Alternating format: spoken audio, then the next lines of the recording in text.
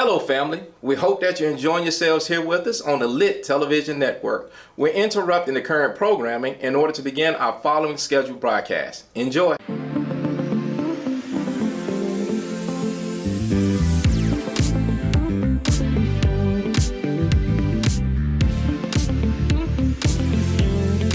Hey y'all, welcome back to Monarch Mindz.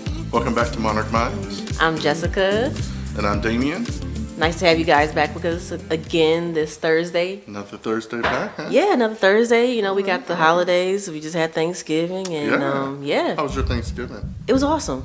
Okay. Had some great food, a little time off from work. Okay, that's So, good. yeah. That's good. How about you? Pretty good. I just went home, spent it with the family. Okay. Just got back not too long ago, so. Nice. Detroit, right? Yeah, Detroit. Right. Same place, right? Right? Yeah. D-Town. So what are we talking about today? Yeah, we're going to talk a little bit about crypto and we're going to talk about single family versus multifamily. Oh, I know, that's a big deal. Oh, yeah, big deal when you're investing. So, Yeah. hey, doors matter.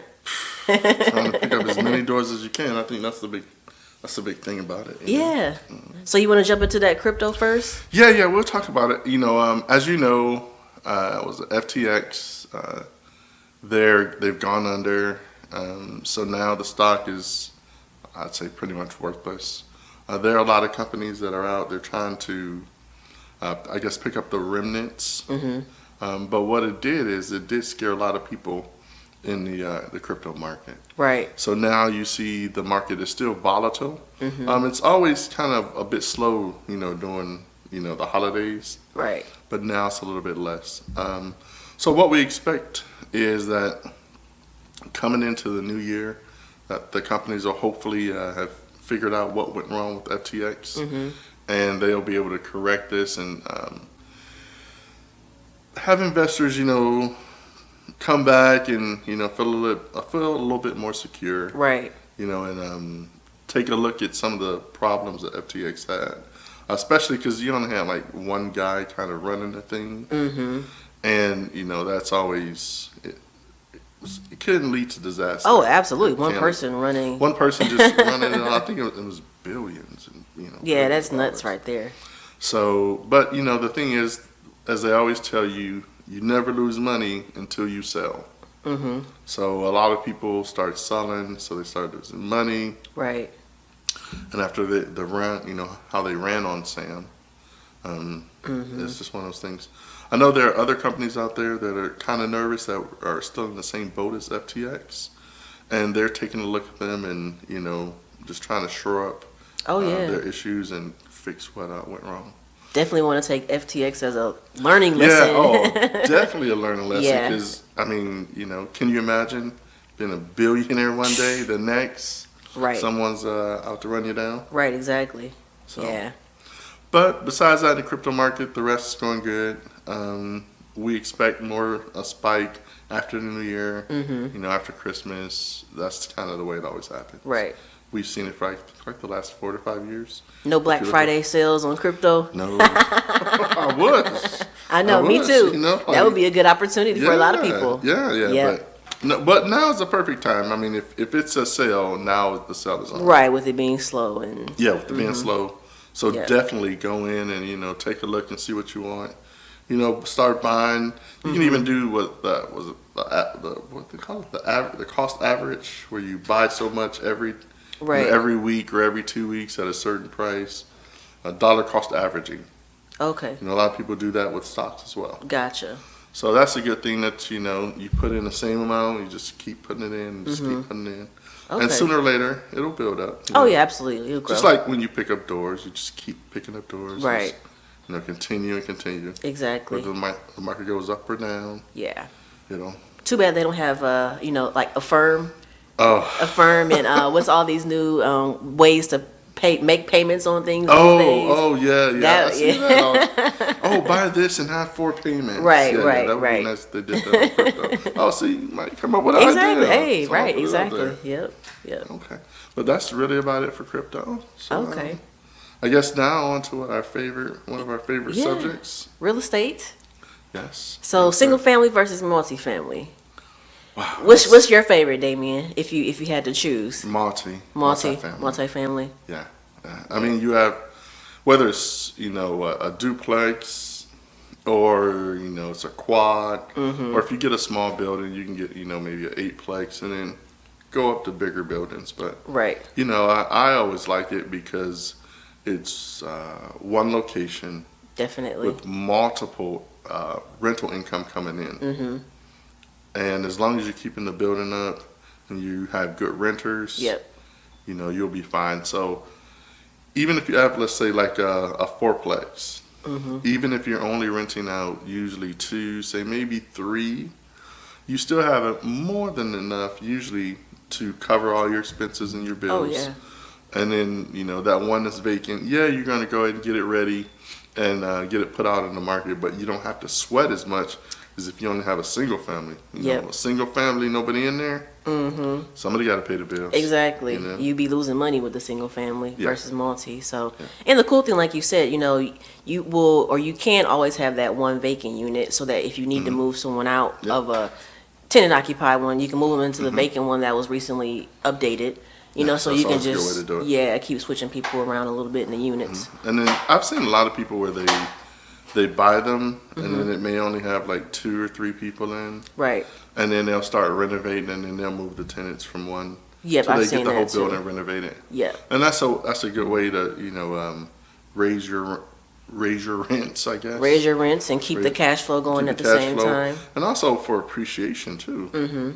Your appreciation is going to be more after you have after you've remodeled some. Oh yeah, for sure. So that's a big Yep. deal. Yep. So now, what's your favorite? What do you like the most? I would say multifamily.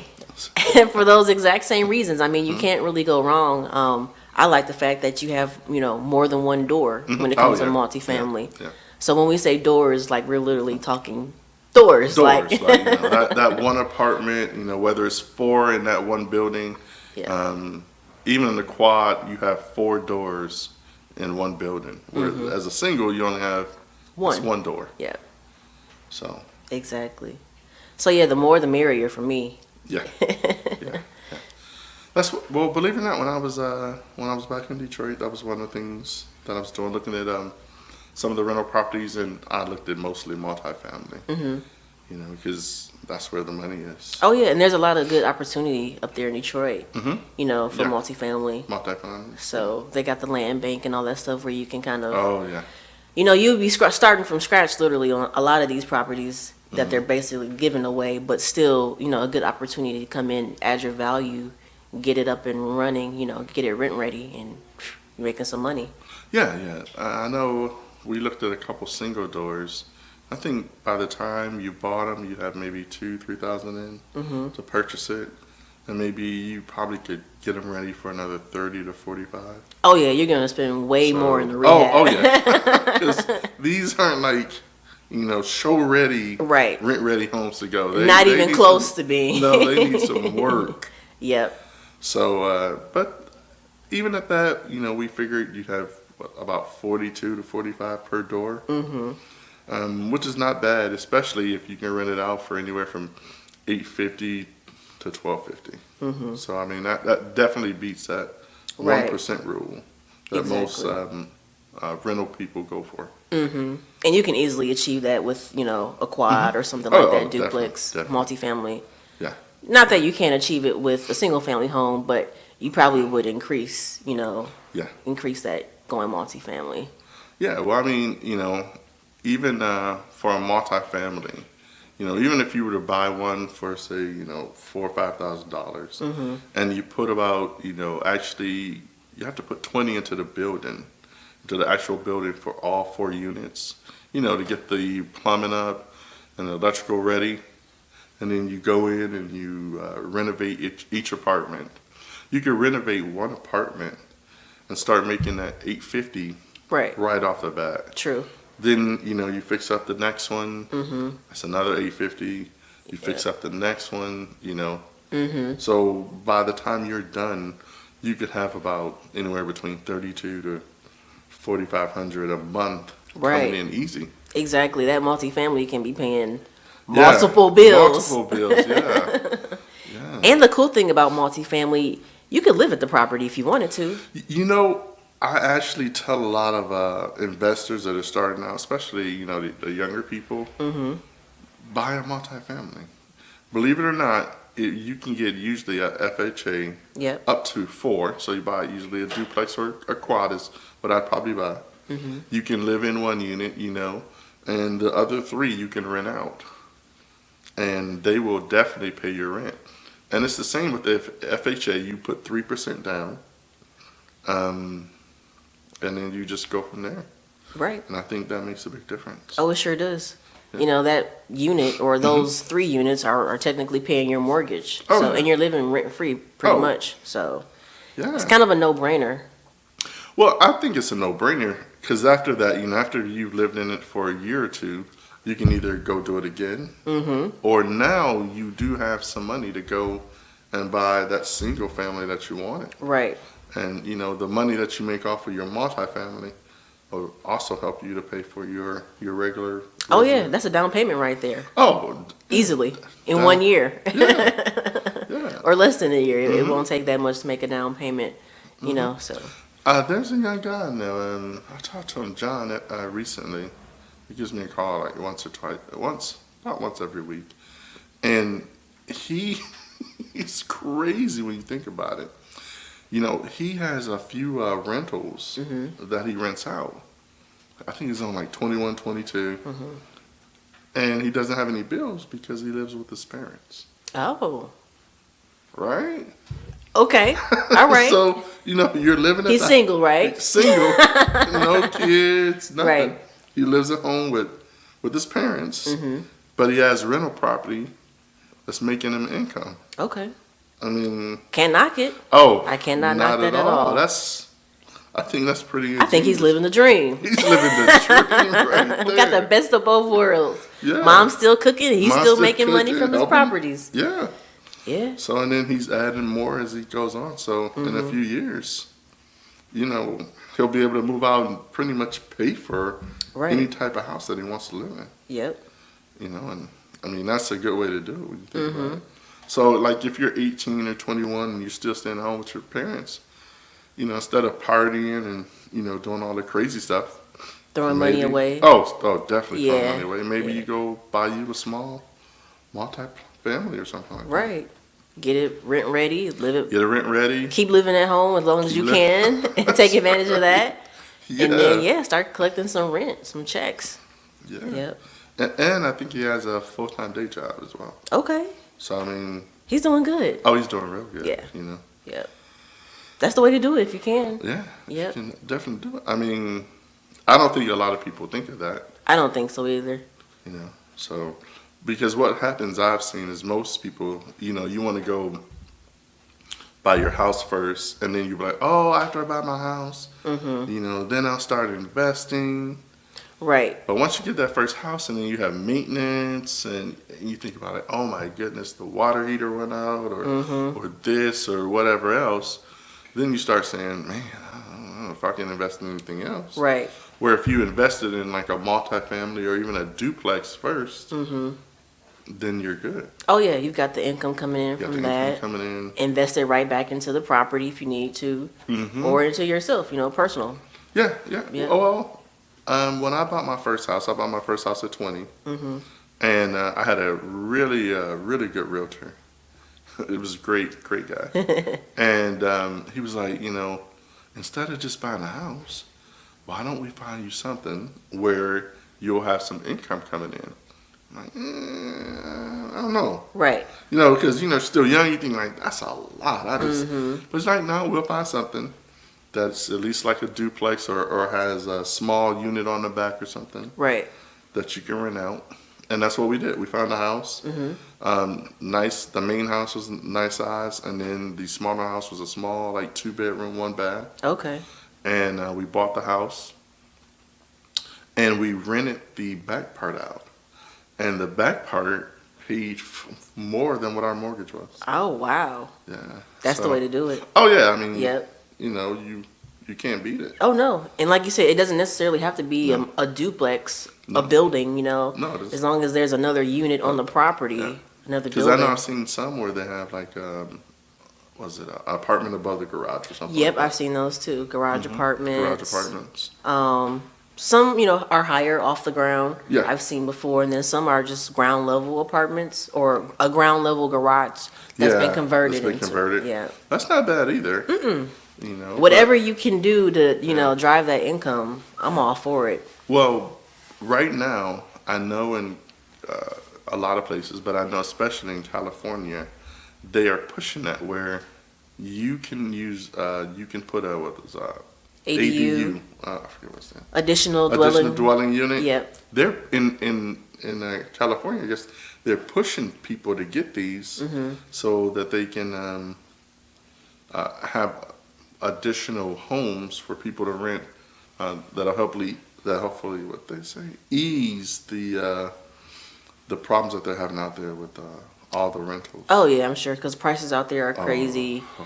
I don't think there's a such thing as affordable housing out there, but Not at all. I know here in Duval they're actually doing the same thing with the ADUs. That just got passed actually. Yeah. Yep. What, a few weeks ago? Yeah. Well, I mean, there's not a lot of houses on the market, and then you have to remember, a lot of people are also doing Airbnb. Yep. So a lot of those homes that used to be rented out, standard rentals, long-term rentals, Yeah. are now short-term rentals. Right. So that takes a lot of them off the market. Then you have a lot of houses are not being built anymore, and then a lot of the older houses, they just don't want to put any more money in them, and they're either letting them fall down basically, or they're tearing them down and just Right. leaving them as lots, for a later time to build. So it's getting interesting out there. People are getting more and more creative with, solutions to create affordable housing. And I think that's why ADUs, additional ADUs, dwelling units were created. Yeah. And That's again, right. a great way to make that either a short-term rental or a long-term rental. And I think that is a good thing. Even if you had an ADU and it's right there, you definitely could do short-term rentals. Oh, all day. And then if something happens and the short-term rental thing is not working out, you can always go long-term rental sooner or later. Right. And then weather the storm, and then when it goes back, you can go do your short-term rentals again. Yeah, definitely. And I know there was a woman that I encountered when I was wholesaling. She had a quad. Oh. Yep, and basically she was using a couple of the units for long-term rentals and a couple for short-term. That's ingenious. So I thought that was pretty cool. Yeah. Because cash flow was coming in like crazy from that yeah. property. She was doing Airbnb on half of it, so. I mean, that's a good idea when you think about it. Like you have your long-term, so Yep. I'm paying my bills, I'm paying my mortgage, my taxes. And Guaranteed money. Guaranteed money. money. Now I can get some of his short-term money. Right. Which is probably just as Oh, yeah. good, even better It's even sometimes better than that usually. monthly rent. Yeah. I know with Airbnbs, when I was doing Airbnb, I was making more than my mortgage, So it's all about how you play your cards. There's a variety of ways, to do these things and to be creative with everything, but you just got to take advantage of these different strategies out here, I think, so. Yeah. So now you kind of you pretty much have a multifamily with the room and house. Yeah, with the room and house. That's another one too. I Yep. actually seen a couple for sale where I guess that's what they had been for a while. You seen that one on Facebook too? Was it? Yeah, I think that's what it was. I was like, oh. See, y'all got to use Facebook. So, The groups. yeah. Yep. I was like, oh, okay. Yeah. Somebody got that. It was for sale, right? Yeah, yep. Yeah, and I was like, okay. It was a nice one too. Yeah. What was that? Was that a quad or? I think I know it was a multi-family, and Yeah. then on top of that, they were doing the individual rooms. And or I think he whatever. said there was like 16 rooms or something on it. It was a lot. And I Yeah. thought, wow. I was like, oh man, he's killing it. That's the first thing I thought. As soon as he said 16 rooms and a Yeah. rooming house, yeah, Yeah. the strategies. Like, just because it's a quad doesn't mean it has to be used as a quad traditionally, the traditional way. You can get creative. Like, we're talking here and turn it into a rooming house, do the short-term rental thing. Wow. It's a variety of different things. I mean, Yeah. I can imagine. 16. But it's all rooms? about, I think, like what you can handle. Yeah. You know, can you as one person handle managing 16 people in one place? That's Or are a you lot. going to want a property manager to come in and kind of help you collect rent? Yeah. Because that can collect get rent. messy. Oh, yeah. Yeah. Yeah. Because I would assume, you think they're more like every month or more like a weekly thing? I don't or- know, because some people do collect rent weekly. Yeah. I've seen And then those. you got some that collect it like monthly. Monthly. Okay. So, and again, it's like the people in your house. Which one? Right. Are you looking for veterans, okay, who get a guaranteed check, or are you looking for anybody off the street that's just working, you know what I Yeah, mean? yeah. Paycheck to living paycheck to paycheck maybe. So it's you got to find Yeah, your you gotta niche with find the that clientele because it does make a difference whether you're working with a veteran who may be older, but they get the guaranteed check, or someone who's on Medicaid or whatnot, Okay. Yeah, something like that. maybe you turn your multifamily into a ALF, assisted living facility. I know a few people that have done that. Oh yeah? Like they'll, and I don't even think they own them. They rent it out like 4 and 5 bedroom properties, and then they would do the assisted living Yep. in those properties, And that's the thing.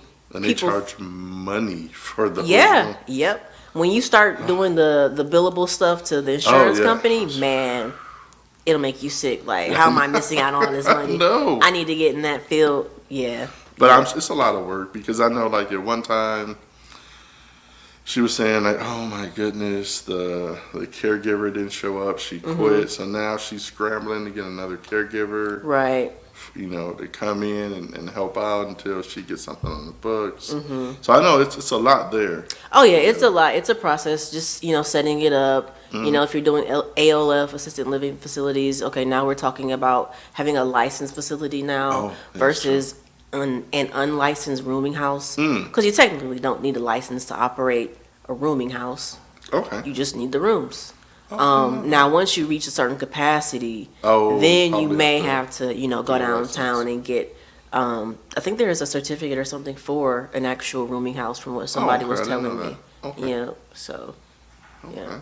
But I mean, when you think about it, that just shows you, the capacity of a multifamily. All the things that you definitely can do with it.